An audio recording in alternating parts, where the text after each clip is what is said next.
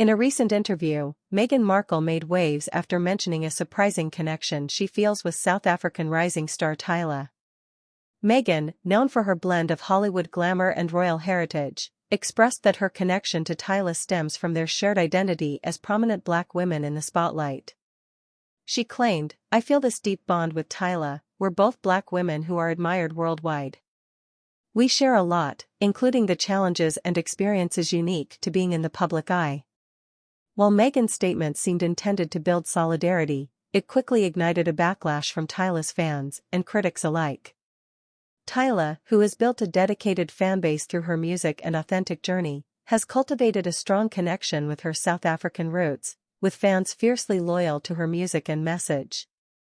They saw Meghan's comments as an attempt to insert herself into Tyla's world, despite the Duchess's perceived detachment from the everyday realities of African culture and struggles. As social media exploded, users voiced their frustrations. Many criticized Meghan's comment as another example of her tendency to latch onto popular figures for relevance. A Twitter user remarked, "It's honestly insulting that Meghan would claim a connection with Tyla. Tyla has earned her place in South Africa's music scene, Meghan needs to stop trying to make every popular story about herself." The backlash wasn't limited to fans. Some South African cultural commentators chimed in, questioning Meghan's motives. One influencer noted, "There's a huge difference between Tyla's journey and Meghan's. Tyla is an authentic South African artist who has worked her way up. Meghan is a global personality who, frankly, has little to do with our country's struggles. It's exhausting to see her attach herself to someone like Tyla just for attention." Despite the criticism, Meghan's fans were quick to defend her, arguing that her comments were well-intentioned and aimed at celebrating Black women's success. But the counter-arguments persisted, with many pointing out that Meghan's connection to African culture has often been superficial, mainly leveraged for optics rather than a genuine connection. Tyla's supporters felt that their idol's authenticity was being overshadowed by someone who seemed far removed from the core experiences she was referencing.